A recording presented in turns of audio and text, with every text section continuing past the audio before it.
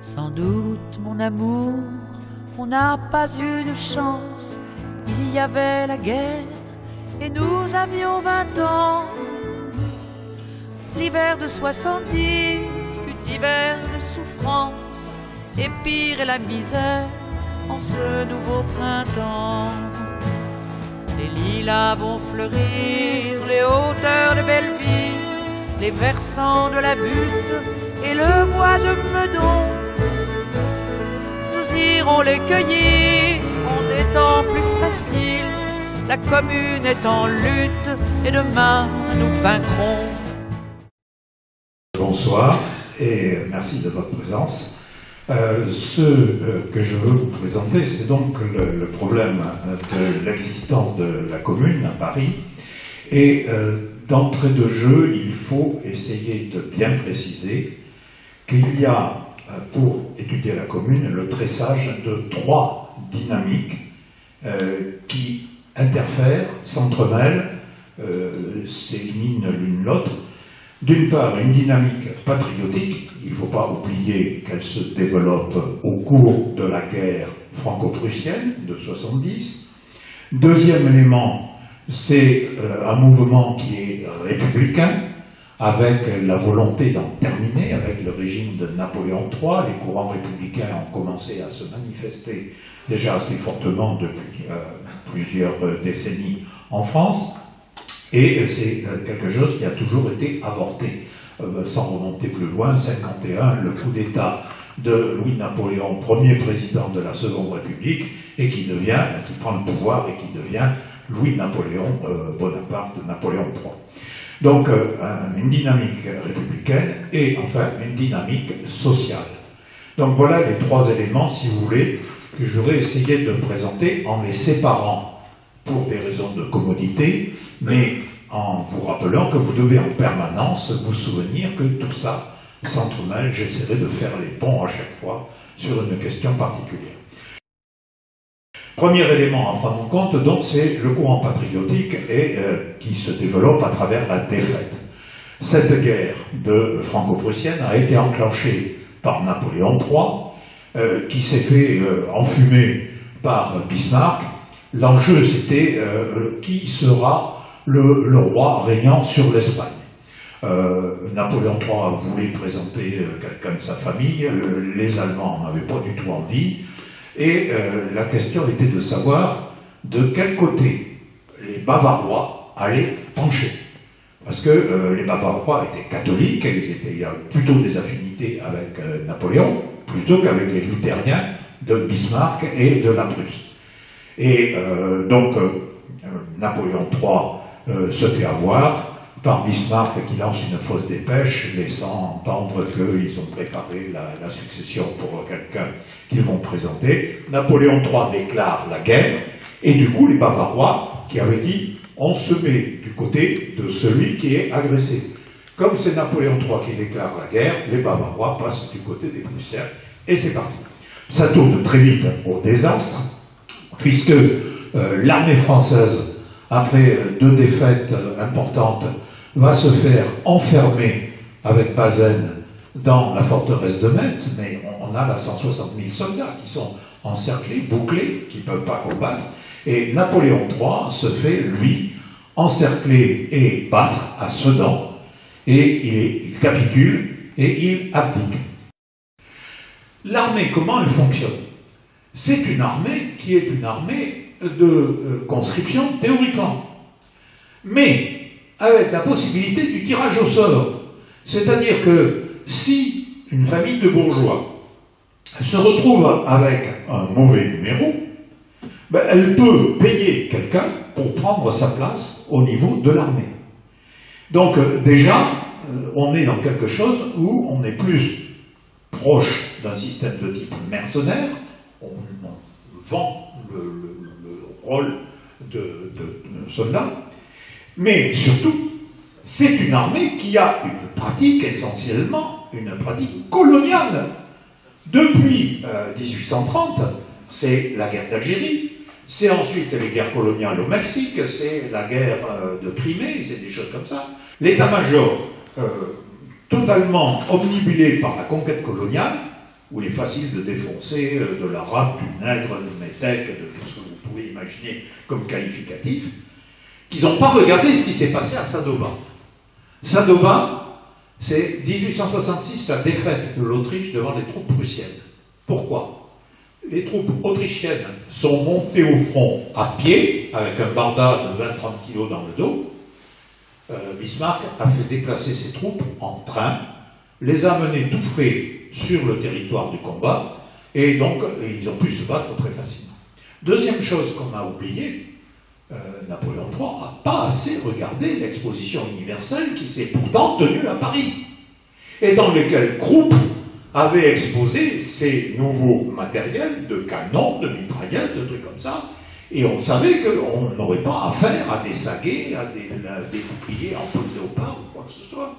Napoléon s'est embarqué dans cette guerre avec l'idée, on est le pays le plus grand en termes de quantité à l'intérieur de l'Europe, on ne va faire qu'une bouchée de ces gens-là. Sauf que ces gens-là, ben, ils ont un armement qui est supérieur, ils vont défoncer les lignes françaises à Forchevillers, je ne me souviens plus, là, à Gravelotte. Donc très vite, si vous voulez, le 2 septembre, l'Empire n'existe plus. Qu'est-ce qu'on met à la place? La République est proclamée dès le 4 septembre, et cette République qui se met en place va former tout de suite un gouvernement de la défense nationale. Mais les Prussiens vont très vite, et à partir du 19 septembre, donc Napoléon III est vaincu, capitule le 2, le 19, Paris est encerclé par les troupes prussiennes. Donc le siège commence, et à partir de ce moment-là, l'espoir repose sur Gambetta, qui a quitté Paris avec le ballon, on connaît l'histoire, qui a tenté d'organiser une armée sur l'armée de la Loire, etc. Ça ne marche pas, les attaques qui mènent sont désordonnées, les troupes qui étaient des troupes en quelque sorte professionnalisées sont soit enfermées à Metz, soit ont été battues à plat de couture sur le terrain, et le résultat, c'est que finalement, les Allemands, les Prussiens, occupent 43 départements, c'est-à-dire presque la moitié de la France, 43 départements, à partir de la fin du mois de septembre et du mois d'octobre. Donc quelque chose, si vous voulez, où la situation est vraiment catastrophique, ce qui va déclencher à Paris, le 31 octobre, une tentative de coup d'État républicain emmené par Blanqui, qui essaye avec ses partisans d'attaquer, de s'emparer de l'hôtel de ville, mais c'est un échec, et surtout, dans cette tentative d'élaborer une première commune, l'armée intervient et réprime le mouvement donc, de ce 31 octobre. Le problème, c'est qu'à partir de janvier, commencent à fuiter des bruits comme quoi le gouvernement de la défense nationale est en train, en fait, de négocier un cessez-le-feu, un armistice ou un traité de paix avec les Allemands. Alors là, la population n'est pas du tout contente, et à l'annonce de ces quelques contacts qu'il y a, on va avoir un deuxième soulèvement populaire qui va se développer le 22 janvier 1871 et qui vise à empêcher le gouvernement de capituler en disant que c'est un gouvernement d'union de défense nationale, il n'y a pas de raison qu'on se plie à cette tentative de rebelote, l'armée réprime de nouveau l'émeute. Et là, l'événement qui intervient, c'est l'initiative de Bismarck. Les négociations pour les conditions de paix sont en cours, mais Bismarck, il veut surtout que les clauses d'armistice et les clauses d'un traité de paix qui seront signées avec la France soient légitimées par un pouvoir officiel. Or, il n'y en a pas. L'Empire est dissous, le gouvernement provisoire, le gouvernement est divisé, et donc là-dedans, Bismarck va demander à ce qu'il y ait une élection d'une assemblée nationale pour pouvoir traiter avec des représentants, en quelque sorte, validés par l'ensemble de la population française. Les élections vont avoir lieu au mois de février, le 8 février, mais dans des conditions où la légitimité de l'Assemblée qui va en sortir va être très diminuée. 500 000 soldats sont prisonniers aux mains des Prussiens, 43 départements sont occupés où il n'est pas question d'aller voter. Le résultat, c'est que finalement, c'est une Assemblée majoritairement monarchiste qui est élue sur les 600 et quelques députés. Il y en a plus de 400 qui sont des monarchistes et un peu moins de 200 qui sont des républicains, mais aussi des partisans de l'Empire. Napoléon a encore des partisans. Donc quelque chose, si vous voulez, qui creuse un trou dans la mesure où ces députés monarchistes sont essentiellement l'émanation de la campagne, qui, pour les paysans en France, ils veulent d'abord la paix, parce qu'avec la paix, c'est le retour des soldats qui ont été emprisonnés, et à partir de février-mars, c'est le début des gros travaux agricoles. Ils ont besoin des jeunes, de la main-d'œuvre pour travailler. À côté de ça, Paris est complètement à contre-pied de ce mouvement, de cette tendance, puisque sur les 40 députés que Paris a élus, il y en a 37 qui sont des républicains. Donc on a un hiatus qui se crée à ce moment-là entre le reste de la population française, la moitié qui n'est pas occupée, et Paris, qui elle considère qu'elle est assiégée, certes, mais elle n'est pas vaincue. Ils n'ont pas capitulé, donc ils sont encore en train de se battre. Donc pour eux, essayer de traiter un armistice et a fortiori négocier un traité de paix, c'est complètement à contretemps de ce qu'ils ont envie de voir se réaliser. Cette assemblée élue va quand même donner mandat à Thiers pour signer un traité préliminaire de paix, et il obtient, Bismarck obtient de Thiers, suprême humiliation pour les Parisiens, de faire défiler les troupes prussiennes sur les Champs-Élysées. Donc on évacue effectivement une partie de l'ouest parisien, les troupes prussiennes rentrent dans la ville, défilent là-dedans, c'est un scandale absolu aux yeux de la population. Et la tension est en train de monter contre Thiers, dont il ne faut pas oublier que c'est lui qui a été le parrain, parrain au sens mafieux, hein, le parrain de Louis-Philippe lors de la Révolution de 1830, qui a amené Louis-Philippe sur le trône. Donc, on connaît les opinions de Thiers, elles ne sont pas franchement républicaines, mais du coup, il redoute un peu la situation dans la ville, et l'Assemblée qui a été élue, qui s'était réunie préalablement à Bordeaux, va revenir vers le nord, près de la capitale, mais là fait un choix absolument désastreux. Au lieu de venir dans Paris, où c'est un bouillon de culture, des meutes, de trucs comme ça, il s'installe à Versailles. On ne peut pas faire pire comme symbole pour la République que de voir l'Assemblée élue s'installer à Versailles. Alors, le gouvernement avec Thiers reste dans Paris, mais finalement, la tension est telle qu'il trouve les Républicains, la ville de Paris, beaucoup trop sous tension, beaucoup trop rouge, et qu'en conséquence, il va décider de migrer vers Versailles et rejoindre l'Assemblée un petit peu plus tard. La tension va monter surtout sur le terrain social, parce que du coup, comme Thiers a décrété qu'on allait entamer un processus de négociation de paix, il ne voit plus de raison d'assurer le paiement des soldes de la garde nationale. Donc on supprime la solde des gardes nationaux, et beaucoup de familles ne vivaient que de ça. Donc quelque chose qui a un coup porté à leur pouvoir d'achat, à leurs conditions de vie. Et la deuxième démarche qu'il met, c'est de mettre fin au moratoire du paiement des loyers. Le gouvernement de la Défense nationale avait décrété au moment du déclenchement du siège de Paris, donc le 19, que les loyers seraient différés, qu'on attendrait une période meilleure pour pouvoir les payer. Et là, Thiers dit non, non, non, mais comme on est en train de négocier les conditions de paix, on reprend le paiement des loyers. Il n'y a plus de moratoire, donc il faut que vous commenciez par payer les loyers en retard. De toute façon, vous recommencez à payer. Deuxième coup d'attaque contre la population parisienne. Donc ça devient la chose un peu trop. L'humiliation patriotique avec les Prussiens défilant sur les Champs-Élysées, la situation économique qui se dégrade très vite à cause de ces deux mesures de tiers.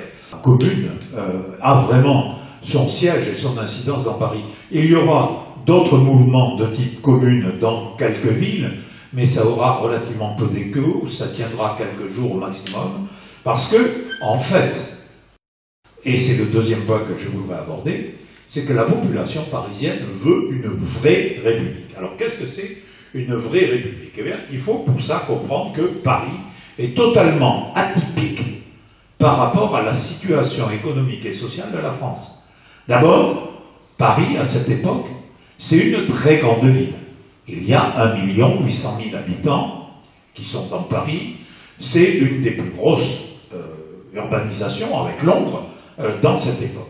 Donc une population très particulière et qui est complètement bouleversée par les grands travaux qui ont été amorcés sous le règne de Napoléon III avec la politique d'Haussmann, à la fois d'abattre des immeubles insalubres, de construire de belles avenues pour que la cavalerie puisse se manœuvrer plus facilement.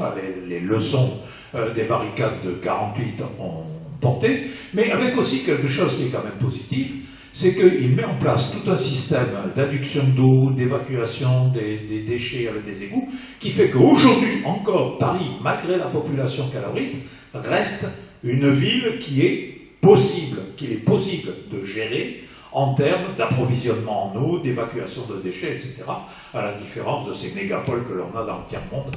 À travers ces travaux, les classes populaires, qui jusque-là étaient représentées, alors il y avait bien une opposition entre l'Ouest et l'Est parisien, mais il y avait dans chaque arrondissement de Paris, il y avait des populations ouvrières, artisanales, qui étaient réparties à peu près de façon équivalente dans l'ensemble des départements. Avec les travaux d'Haussmann, on voit se mettre en place une ségrégation sociale très forte.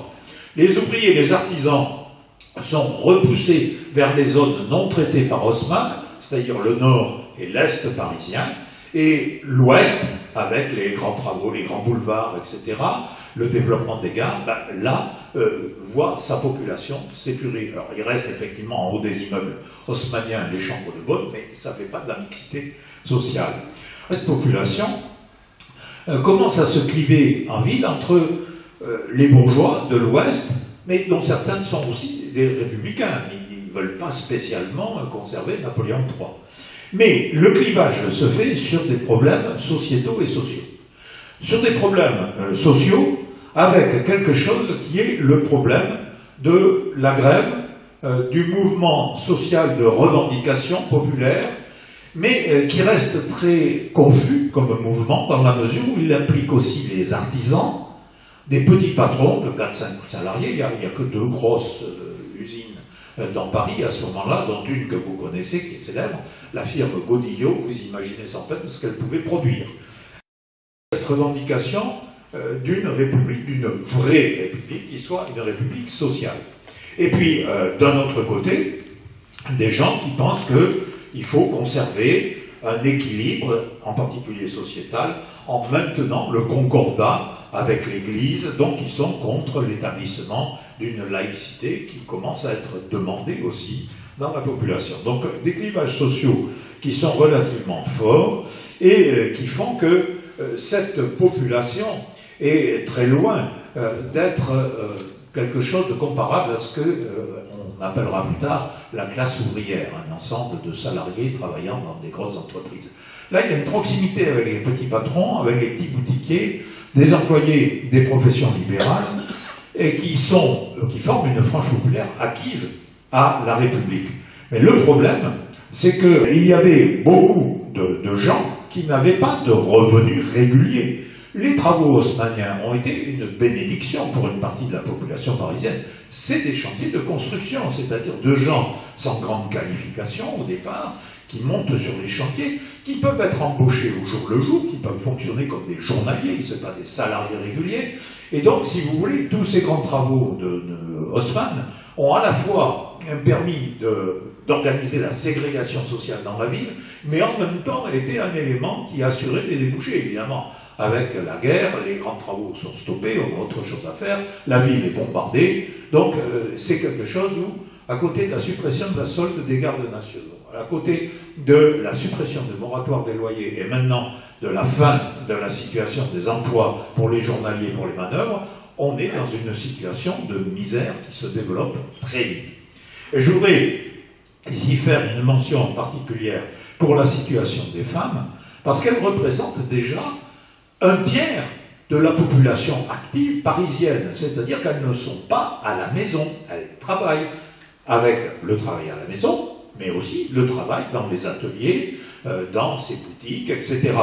Et là-dedans, elles se retrouvent pénalisées sur le plan des revenus. Généralement, les salaires qu'elles encaissent à la tâche ou à la journée, etc., sont généralement moitié de ce qui est versé aux hommes. Et d'un autre côté, elles sont aussi maltraitées par les patrons, par les chefs, dans les ateliers, etc., quand c'est pas carrément à domicile. Hein. Donc, il va y avoir un engagement précoce et très fort, j'insiste là-dessus, et très fort, des femmes dans les mouvements de la commune. Ça, c'est quelque chose qu'on a tendance à gommer un peu, alors que c'est quelque chose d'important. Et je vous lis cette remarque de Louise Michel, énoncée à l'époque. « Croit-on pouvoir faire la révolution sans les femmes? Voilà 80 ans qu'on essaie et qu'on n'en vient pas à bout. » Donc, elle revendique effectivement cette place, cette intervention des femmes dans la révolution qui est en train de naître. Car pour eux, la vraie République, c'est la République démocratique et sociale. Mais il ne faut pas faire d'anachronisme et penser que c'est quelque chose qui s'inscrit dans le développement du mouvement ouvrier qu'on va connaître au XXe siècle. Pas du tout. Même si le droit de grève a été accordé par Napoléon III en 1864, qu'il y a des syndicats qui se sont montés avec des grèves extrêmement fortes, des ouvriers bronziers par exemple en 1868, le syndicalisme reste quand même relativement peu développé, c'est surtout un syndicalisme corporatif, et qui fait plus référence pour cette République démocratique et sociale au courant qui s'est développé à partir de la Révolution française, 1792, l'abolition de la monarchie, puis ensuite la Révolution de 1830, volée par Thiers et Louis-Philippe, puis la Révolution de 1848 avec le mouvement ouvrier écrasé par les troupes de Cavaignac. Donc quelque chose, si vous voulez, où cette population ouvrière va plutôt regarder en arrière dans le passé pour essayer de trouver des modèles de la vraie République et pas regarder devant, alors que l'Association internationale des travailleurs, créée par Marx, est aussi représentée en France. Et elle mène des combats, elle mène une agitation, mais vous voyez qu'elle est relativement peu audible par rapport à cette population parisienne, encore très proche des structures de travail de l'Ancien Régime. Le déclenchement de la Commune, c'est vraiment un événement parisien qui tranche par rapport à ce qui se passe dans tout le reste de la France. Même si, je l'ai dit, quelques communes vont pouvoir voir le jour, la plupart du temps dans des territoires qui étaient plutôt protestants, donc dans le sud de la France. Il n'y a pratiquement rien au nord de la Loire, très peu de choses dans le sud-ouest. Ce qui déclenche véritablement l'affaire de la Commune, c'est l'affaire des canons. Le 16 mars, Thiers décide de désarmer la ville. Parce que la garde nationale, quand elle a appris que les soldats prussiens devaient venir défiler sur les Champs-Élysées, ont raflé tous les canons qu'il y avait dans l'ouest parisien et les ont montés sur les deux buttes du nord de Paris, Belleville et Montmartre, où ils les ont installés. Et Thiers décide que cette situation ne peut pas durer et qu'il faut récupérer ces canons pour l'armée. Donc, il envoie nuitamment à peu près 4000 soldats, 4 à 5000 soldats, pour récupérer les canons. Les soldats arrivent à partir de 3 h du matin sur la butte, Mais là, il y a les gens qui aussitôt sonnent l'alarme, le tocsin, on va nous voler les canons. Et ce qui fait foirer l'opération de Thiers, ça peut paraître pour un gag, mais les chevaux qui devaient, les attelages, qui devaient venir pour tirer les canons et les emmener à l'extérieur de Paris, ils ne sont pas là. Ils ne sont pas arrivés à temps, il ne fait pas jour, et donc il n'y a pas de dada pour emmener les canons. La conséquence, c'est que très vite, le peuple parisien monte sur les buts, entoure les canons.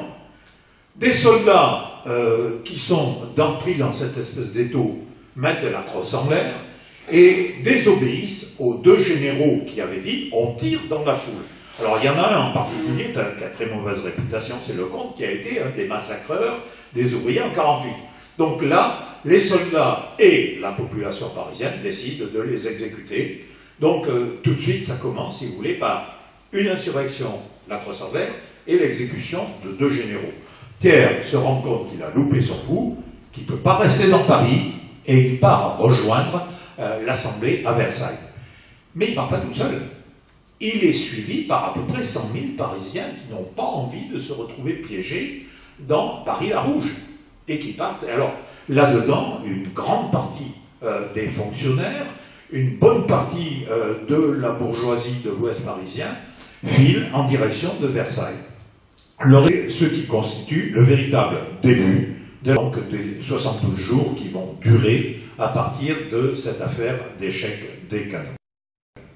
Alors, cette commune adopte finalement tout de suite des mesures très attendues et des mesures que j'ai distribuées en 3 catégories. D'abord, des mesures d'urgence. Dès le 29 mars, un décret dispense du paiement des loyers entre octobre et jusqu'à fin avril 1871. Mais notez, on est au moment du déclenchement de la commune, on est au mois de mars, ça veut dire qu'après fin avril, on prévoit de repayer les loyers.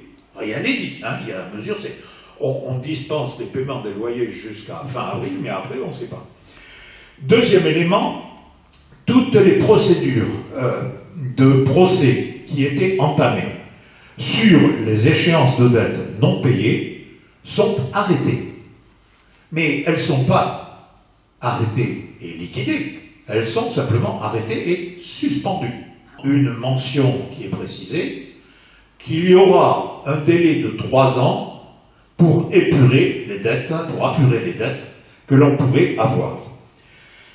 Par contre, immédiat et important, la commune décide de voter des pensions pour les blessés et les veuves de guerre qui ont combattu contre les Prussiens et qui ont été blessés pendant le siège de Paris. Donc là, si vous voulez, tout de suite quand même une indemnité qui vient bien aider des gens qui autrement étaient démunis. Si le père de famille, l'homme ou la mère ont été tués dans les combats, on a des gens qui sont vraiment en difficulté.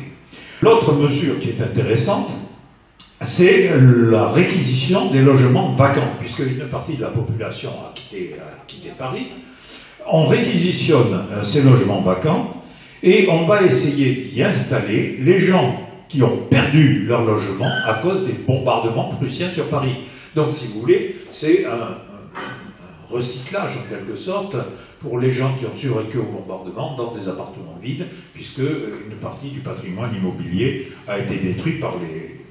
Et surtout, la solde des gardes nationaux est rétablie. Alors ça remet du beurre dans les épinards, dans la mesure où il y a quand même à peu près 300 000 gardes nationaux dans Paris, à l'époque. Même si une partie a suivi Thiers à Versailles, c'est quand même quelque chose de non négligeable pour la population d'avoir 200 000, 250 000 personnes qui vont retoucher un revenu.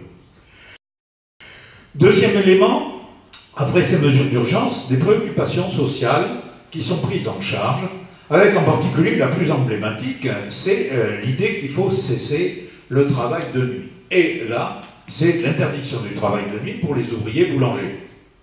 Sauf que ça ne fait pas l'unanimité, parce que ça veut dire que le pain, il sera pas prêt le matin.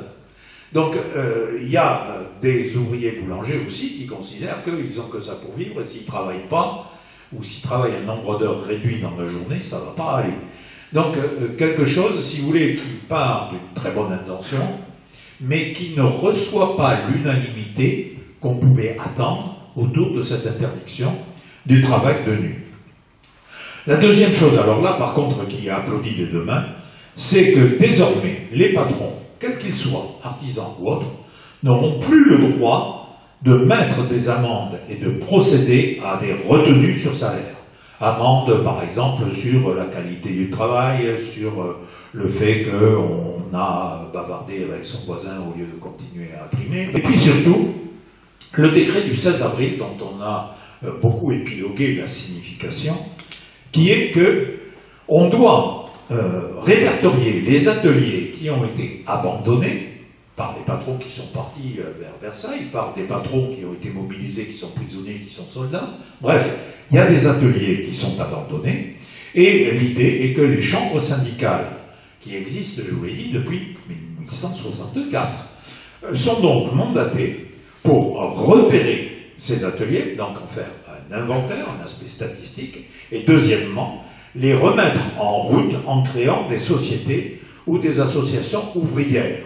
Alors ça, c'est une idée qui est portée depuis longtemps par Proudhon en France, l'idée des coopératives ouvrières, des sociétés ouvrières pour faire la révolution, mais avec là aussi, comme pour les loyers ou pour les dettes, une mesure qui reste finalement pas définitive, puisque lorsqu'il est prévu, lorsque les patrons reviendront dans Paris, une fois la paix rétablie, soit on leur redonne leur entreprise, ils la reprennent et on repart à zéro, soit ils ne veulent pas la reprendre ou ils ne reviennent pas, et à ce moment-là, on garantit une indemnisation aux anciens propriétaires.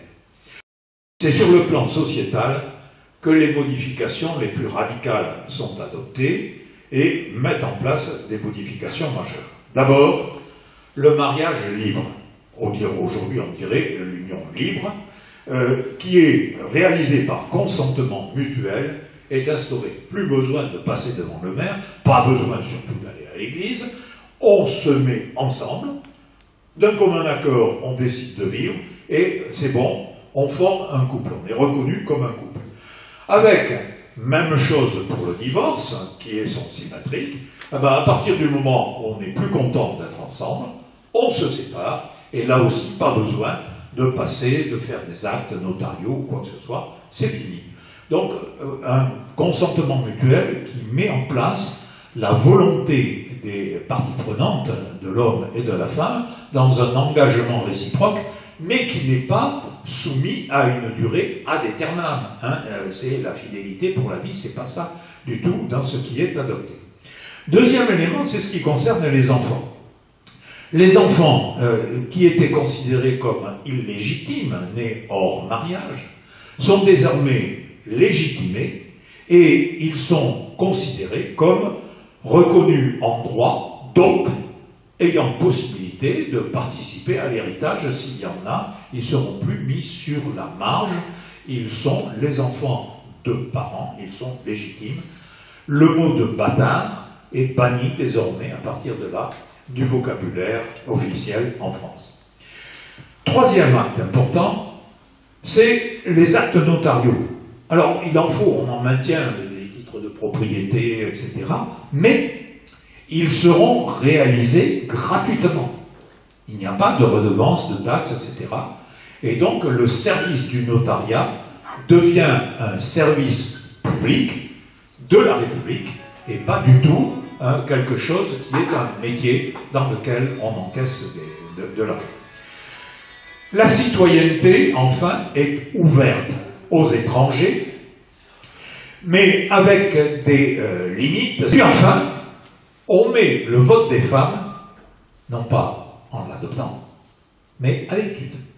Donc, c'est quelque chose qui va effectivement entraîner des débats, mais les femmes devront attendre jusqu'en 1944 pour avoir effectivement le droit de vote. Mais enfin, l'intention est là, on va en discuter. C'est par contre sur la question de la religion, de l'enseignement, que là les mesures de rupture sont immédiates et très fortes. D'abord, proclamation de la séparation de l'Église et de l'État qui est votée le 2 avril. Donc c'est la fin du concordat établi par Napoléon Ier. Deuxième chose, la mise en place d'une école primaire, obligatoire, gratuite et laïque, pour les filles et les garçons. Donc, mixité des écoles, avec les filles ayant autant de droits à apprendre, à étudier, que les garçons. Et finalement, cette instruction est considérée comme laïque, gratuite et obligatoire, et si vous voulez, les éléments de rupture qu'introduit la commune.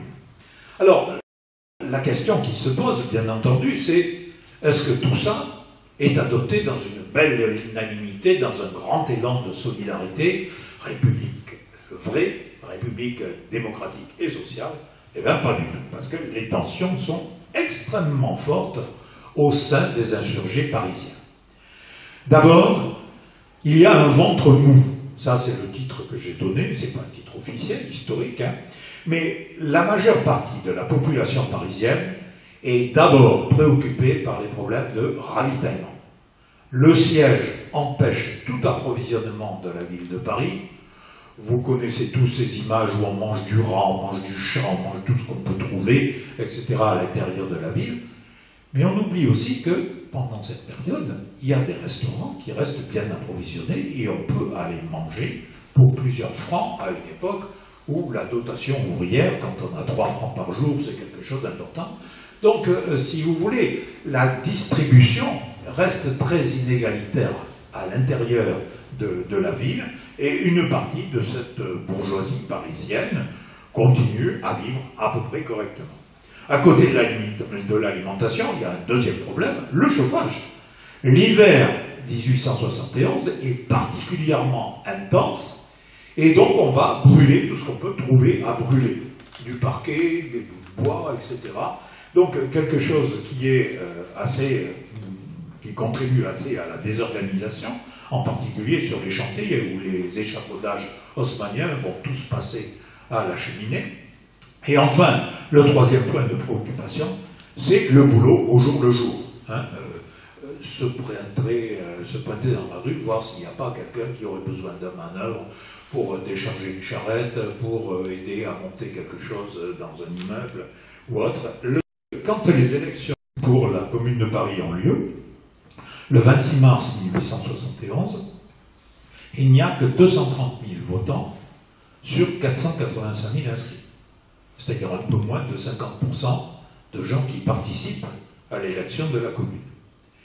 D'autant qu'à l'intérieur, ça va lui donner une légitimité évidemment très restreinte, d'autant qu'à l'intérieur des 92 élus, il y en a une vingtaine, 23, qui sont des républicains, entre guillemets, très modérés, qui vont se dénommer eux-mêmes le parti des maires. Les maires, n'oubliez pas, été nommés sous l'Empire, et donc ils sont effectivement globalement plutôt républicains, mais plutôt républicains avec le concordat, avec le droit de propriété, avec des choses comme ça, et qui décident de ne pas siéger. Ce qui veut dire que d'entrée de jeu, la commune, où il devait y avoir 92 membres, se retrouve à 70, un peu moins de 70. Et d'autre part, sur ces 70, beaucoup vont être absents pendant les périodes de séance. Donc on a des débats qui sont en grande partie amputés. Deuxième élément, c'est la garde nationale. Alors sur le papier, ça fait très beau, 300 000 gardes nationaux dans Paris, etc. Sauf qu'on oublie que la garde nationale, sous déjà Louis-Philippe, puis ensuite sous Napoléon III, c'est devenu en fait un espèce de club de gens qui guignent un bel uniforme, des épaulettes, un titre. On est commandant, on est sergent, on est chef. Bref, et la pratique de la garde nationale, c'est d'abord de défiler. De défiler dans Paris à l'occasion des fêtes organisées par Napoléon III. Et même si les gardes nationaux sont armés, ils sont d'abord élus à l'intérieur de leur arrondissement. Et donc, ils veulent bien faire le guet, surveiller qu'il n'y a pas de Prussien qui est en train de rentrer dans le 12e arrondissement. Mais quand on leur propose d'aller se battre, de faire des sorties, d'affronter les trucs prussiennes, etc., d'une part, ils ne savent pas faire, et à chaque fois qu'ils sortent, ils se prennent une raclée phénoménale, il n'y a pas de commandement. Alors, On implique effectivement le chef militaire de la ville de Paris, qui est Trochu, et qui a été nommé effectivement par Napoléon III, confirmé par Thiers. Donc vous voyez tout de suite, il y a cette idée, ah oui, mais il y a du complot dans l'air. Hein, si on est battu, c'est qu'il y a du complot dans l'air. En réalité, il n'y aura jamais plus de 30 000 gardes nationaux en état d'aller véritablement combattre. Alors, on va mener une politique de répression, on va rechercher où sont les tirs au flanc, pour essayer de les ramener, de les récupérer en disant « Mais attends, toi, t'es élu à la garde nationale, pourquoi t'es pas venu à la mobilisation pour faire la sortie à telle porte ?» Donc quelque chose, si vous voulez, qui fait qu'il y a une très petite minorité de cette garde nationale, un dixième à peu près, qui est prêt à accepter le combat, qui sont de vrais républicains patriotes, et surtout qui acceptent l'idée que la force des armées, c'est quand même la discipline. Hein, et donc, ça sera le gros problème de Rossel pour organiser cette armée républicaine dans Paris, d'arriver à faire comprendre aux gens qu'on ne part pas avec un fusil en criant on charge, mais qu'on doit développer des tactiques sur le terrain à partir d'une stratégie qui a été cogitée par avance et que ce n'est pas la ruée. Et évidemment, à chaque fois que ça débouche sur un échec, l'idée du complot ressurgit. Pour ce qui concerne le mouvement de la garde nationale, sa grande aventure, ça va être à partir de la monarchie de Juillet. Hein, parce qu'évidemment, sous Napoléon Ier, pas question de garde nationale, c'est une idée d'une garde nationale qui avait émergé pendant la Révolution, à partir de 92-93, mais qui très vite est abandonnée à partir du moment où on rentre dans la réaction thermidorienne. Il n'est pas bon d'avoir le peuple en armes, ça va pas. Par contre, à partir de 1830, à partir de Louis-Philippe, la garde nationale est instituée, va se développer, mais comme je l'ai dit, ce sont des gens qui sont élus à l'échelle de leur arrondissement et qui, au départ, ont des tâches surtout de police et de surveillance de leur quartier. Ils ne reçoivent pas une formation combattante. Comme ils sont passés à travers le système de Louis-Philippe et de Napoléon III, l'aspect le peuple en armes est tombé un peu à côté et ça devient des confréries où on a des armes, où on défile, on a effectivement de beaux uniformes, etc. Et ça a quand même duré pendant 40 ans. Hein, les 20 ans de la monarchie de Juillet, les 20 ans du Second Empire. Donc c'est pas quelque chose, si vous voulez, qui a permis la naissance d'une conscience militaire. Voilà donc, si vous voulez, pour cette espèce de groupe que j'appelais le ventre mou, et des gens qui ont d'autres préoccupations que le combat contre les Prussiens. Et puis il y a les activistes. Alors dans les activistes, il y a encore deux paliers. La majorité s'intitule les révolutionnaires. Alors les révolutionnaires, ce sont des gens qui sont hantés par la Révolution française, par les journées de juin 48, etc. Et on voit réapparaître d'abord le titre de la Commune, qui est repris de l'établissement de la Commune de Paris au moment où on prononce la déchéance du roi.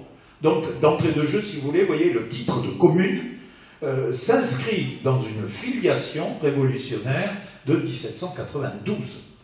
Deuxième élément, on voit réapparaître des tas de groupes politiques qui se disputent, mais qui s'intitulent jacobins, qui s'intitulent hébertistes, qui s'intitulent montagnards. On voit reparaître le Père Duchesne, on voit reparaître, si vous voulez, des journaux qui avaient eu leur temps de gloire pendant la période de la Révolution, à partir de 1792, et évidemment, les clubs, et dans les clubs, les discours maximalistes sont évidemment à l'ordre du jour, et plus on est maximaliste, plus on a de chances de se faire applaudir. Mais surtout, ce qui est grave, c'est que ça s'accompagne d'excommunication, de mise à l'écart, etc.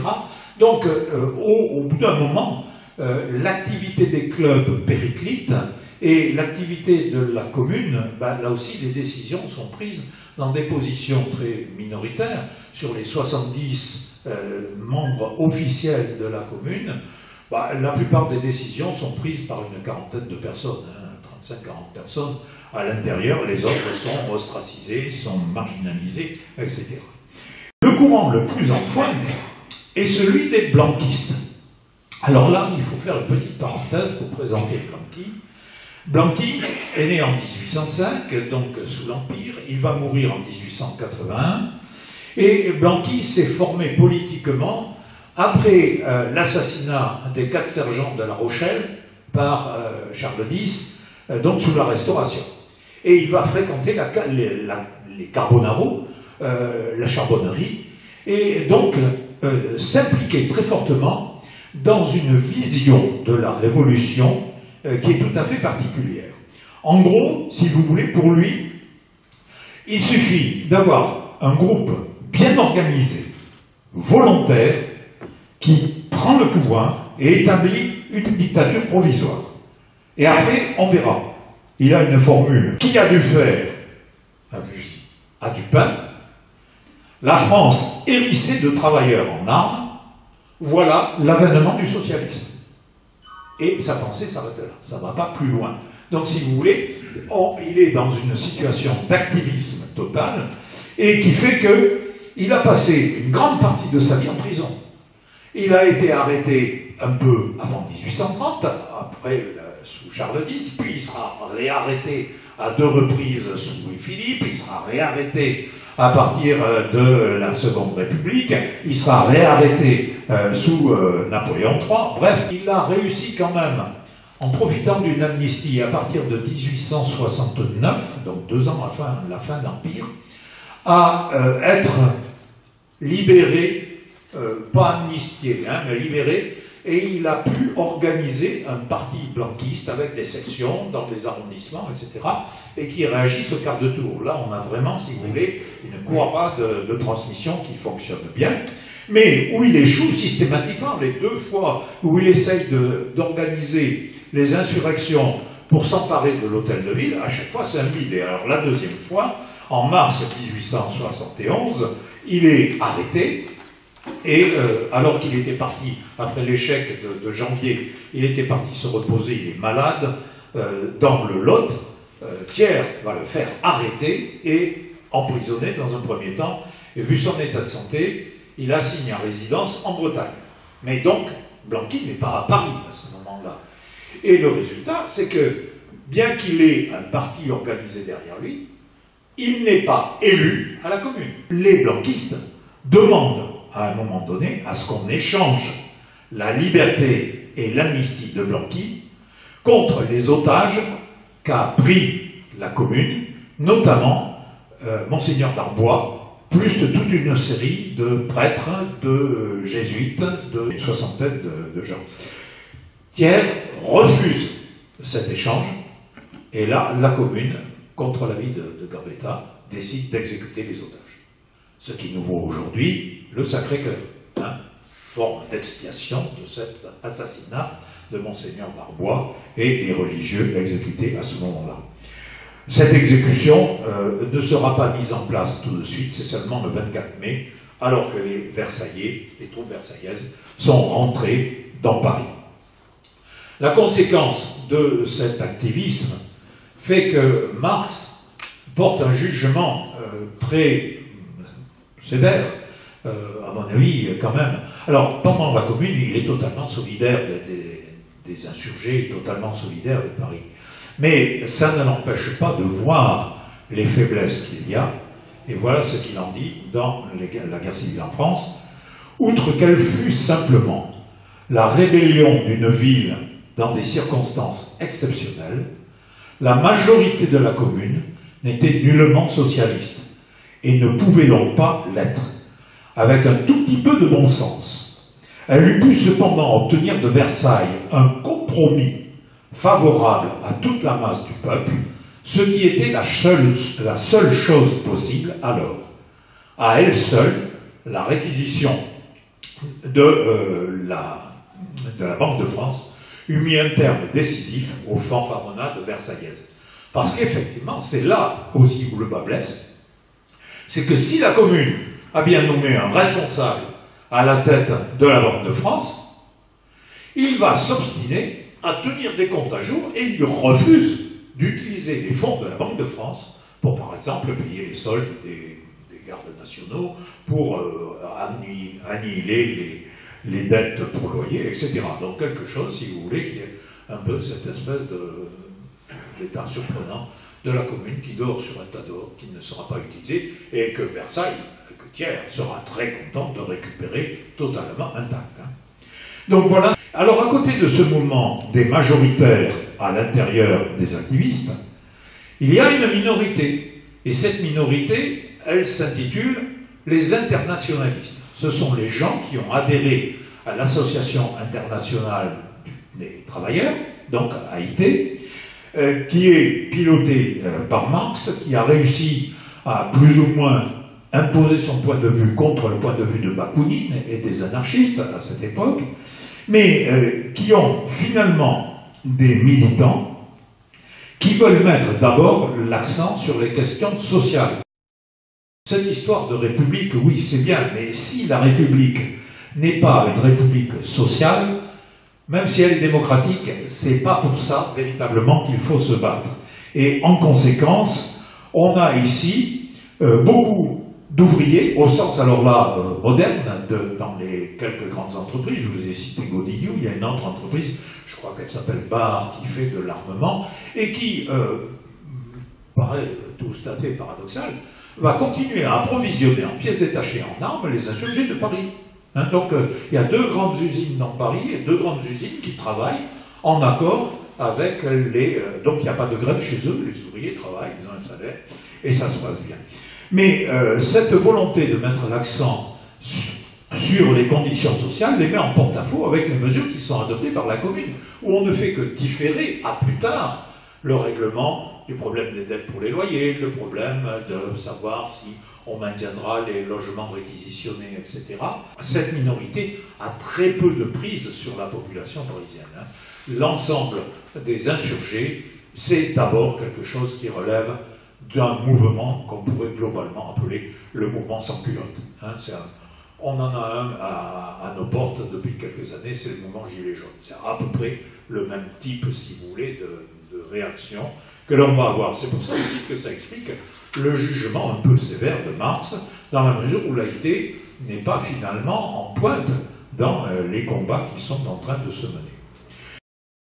Mais très vite, ces conflits sur l'organisation du pouvoir politique, la République, sous quelle forme, avec qui et comment, sur l'organisation sociale, en dehors de la belle unanimité sur la séparation de l'Église et de l'État et de la laïcité, ça n'est pas impliqué, tout le monde est d'accord.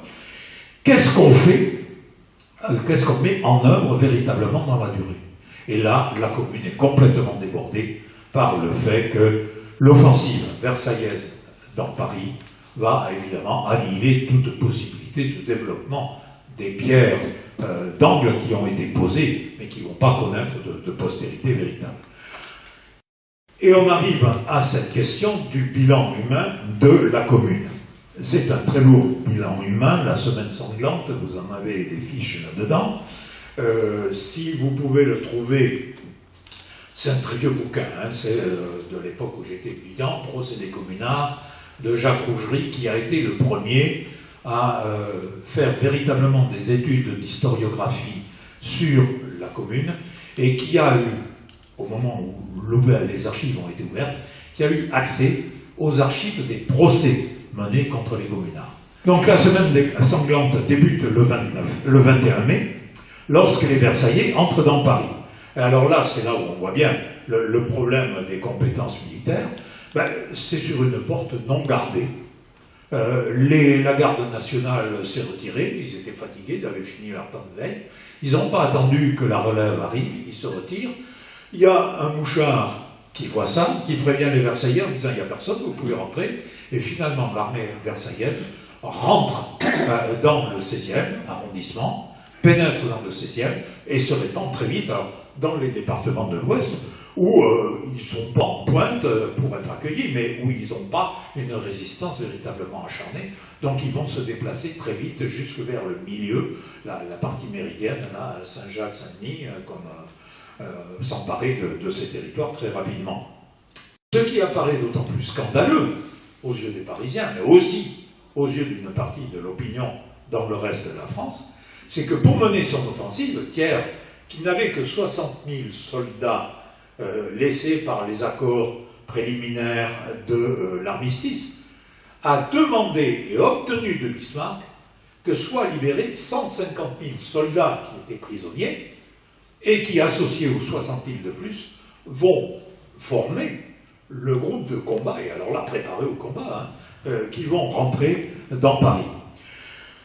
La semaine sanglante s'achève le 28 mai, dans le cimetière du Père-Lachaise, autour de Charonne. Il semble qu'il y a eu aussi des combats très violents, et ça se termine par une hécatombe, évidemment, sous l'œil attentif et intéressé des Prussiens, qui, pendant ce temps, continuent à encercler la ville. Ils sont sur tous les forts du nord et de l'est parisien, d'une partie sud-est de la ville de Paris, et ils comptent les coins. Ils continuent à bombarder la ville de Paris, et là-dedans, il va y avoir à la fois des incendies liés au bombardement prussien, liés aussi au bombardement par les Versaillais, mais surtout, ce qu'on a gardé, c'est les pétroleuses. Ces femmes qui foutent le feu partout, à l'hôtel de ville, au palais des Tuileries, qui sont vraiment des hystériques, des harpies, et donc quelque chose, si vous voulez, qui va avoir tendance à reporter sur l'ensemble des insurgés parisiens tous les effets de destruction qu'il y a eu dans la ville, alors que c'est quelque chose de beaucoup plus complexe. Au total, si vous voulez, on estime qu'il va y avoir entre 3 et 5 000 fédérés qui sont tués pendant les combats de la Semaine sainte, 20 000 autres qui sont massacrés tout à fait à la fin, et massacrés à la mitrailleuse, pour que ça aille plus vite. Et on va les enterrer de façon dans des fosses communes, au point qu'on continuera à retrouver, par exemple, en 1897, un charnier comptant plus de 800 corps à l'occasion de travaux sur le boulevard de Charonne. Des exécutions immédiates, et 43 000 personnes sont aussi faites prisonnières, déportées au camp de Satory, camp militaire, à l'extérieur de Paris, mais voilà, on les laisse végéter dans le froid, on est encore en hiver, le printemps n'est pas tout à fait là, sans alimentation, et ils vont crever comme des mouches. Donc une partie là, alors ceux-là ils ne sont pas considérés comme des victimes de la commune, puisqu'ils meurent de faim, ou ils meurent de maladie, ou ils meurent d'épuisement, etc. Donc là, ça s'ajoutent les sanctions judiciaires. Et ce qui est important pour Jacques Rougieri, quand il a eu accès aux archives du général Appert, qui a été l'organisateur de la structure juridique mise en place pour juger les communards. Alors, son rapport est intéressant parce qu'il montre qu'il y a eu 46 835 personnes qui ont été convoquées par le tribunal, mais que là-dedans, Appert a un côté, au point de vue juridique, très légitimiste, c'est-à-dire que si on n'a pas de preuves, on ne condamne pas. Donc le résultat, c'est que quand même, sur ces 46 000 inculpés, 23 000 sont directement acquittés, ils ont un non-lieu, on ne voit pas pourquoi on les a poursuivis. Il y en a 7 000 qui sont aussi dégagés du circuit, parce qu'on n'a pas réussi à trouver d'informations contre eux. En fait, 10 000 communards qui sont véritablement jugés sur les 43 000 qui devaient être jugés au départ. Il y aura 95 condamnations à mort, dont 25 seront effectives, celle de Louis Rossel, qui avait été l'organisateur de l'armée des insurgés, de la garde nationale. Il y a à peu près 6 000 communards qui ont réussi à quitter Paris et à quitter le territoire national et qui se sont réfugiés en Suisse, en Belgique, en Grande-Bretagne. On va retrouver d'assez gros bataillons de communards. Et pour les condamnés, il va y avoir, à côté de ces condamnés à mort, il va y avoir des gens qui sont condamnés aux travaux forcés et à la déportation. La déportation va se faire en direction de la Nouvelle-Calédonie. Il y aura finalement, entre 1872 et 1878, pendant 6 ans, il y aura un total de 20 convois qui vont se déplacer et emmenant 3800 déportés, dont Louise Michel en particulier, qui va se retrouver en Nouvelle-Calédonie. Mais très vite, en même temps, on entend des appels à l'amnistie. En particulier, une demande très forte, un texte remarquable de Victor Hugo, qui, dès 1872, demande à ce qu'on amnistie les communards en insistant sur le côté patriotique qu'il y a pu y avoir dans cette résistance acharnée de la ville. Mais il faudra attendre vraiment 1880 pour que l'amnistie soit prononcée. Et encore, pas pour tout le monde. Il y a encore 6000 personnes dans des bagnes, en déportation, qui ne seront pas dans ce volet d'amnistie prononcée à un moment donné où la République s'est véritablement établie. Je vous rappelle que la République est adoptée en 1873, mais pour une raison tout bête, et à une voix de majorité à l'Assemblée. C'est parce que les orléanistes et les légitimistes royalistes n'ont pas réussi à se mettre d'accord.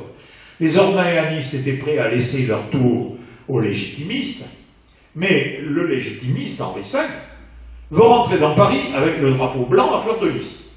Alors ça, c'est insupportable. Non seulement les orléanistes avaient accepté le drapeau bleu-blanc-rouge en 1830, et ils ne veulent pas accepter ça. Alors les légitimistes disent, bon ben, puisque c'est comme ça, nous, on ne demande plus rien, démerdez-vous. Donc on a voté la République.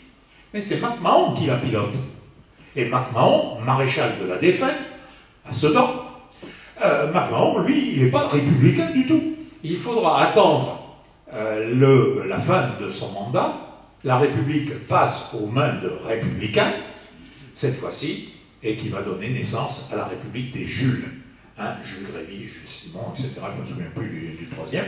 C'est en 1882 que la loi impose cette laïcité, cette obligation scolaire, et finalement que la séparation de l'Église et d'État sera officialisée définitivement en 1905 avec les lois sur la laïcité.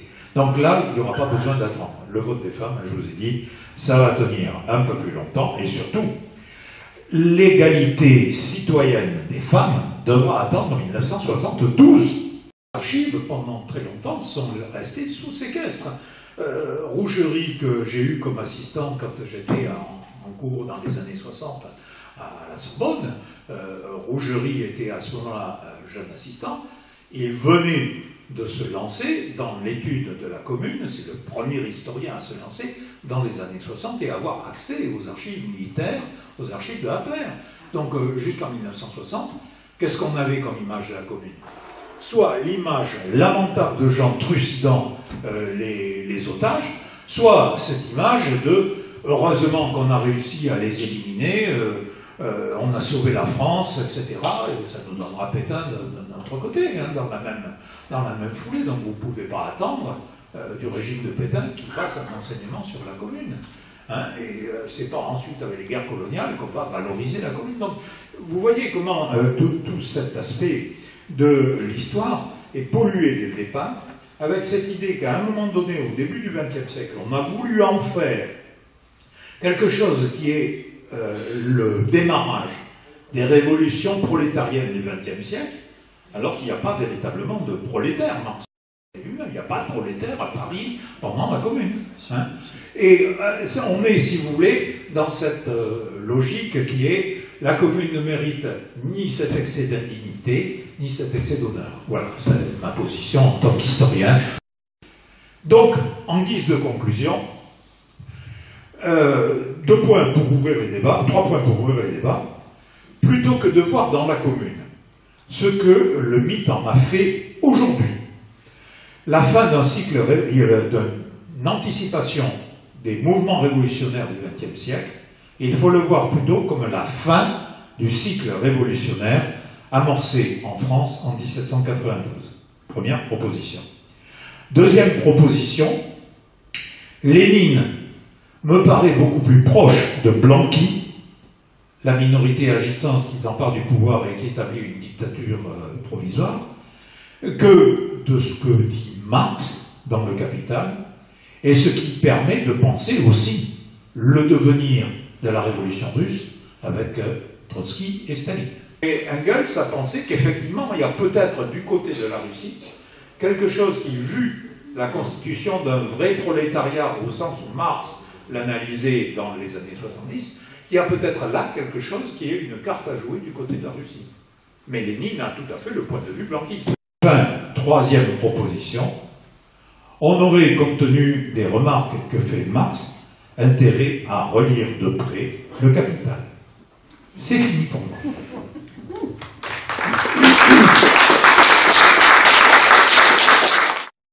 Ouvriers, paysans, unissons nos colères, malheur à qui nous vole en nous avilissant. Nous voulons le respect et de justes salaires et le seuil des écoles ouvert à nos enfants. Nos parents ne savaient ni lire ni écrire, on les traitait de brutes, ils acceptaient l'affront. L'égalité, la vraie, est à qui la désire, la commune est en lutte et demain nous vaincrons. Et notre cri d'espoir qui va jaillir de l'ombre, le monde va l'entendre et ne plus l'oublier. De notre sang versé, la liberté va naître, la commune est en lutte et nous sommes vainqueurs. De notre sang versé, la liberté va naître, la commune est en lutte et nous sommes vainqueurs.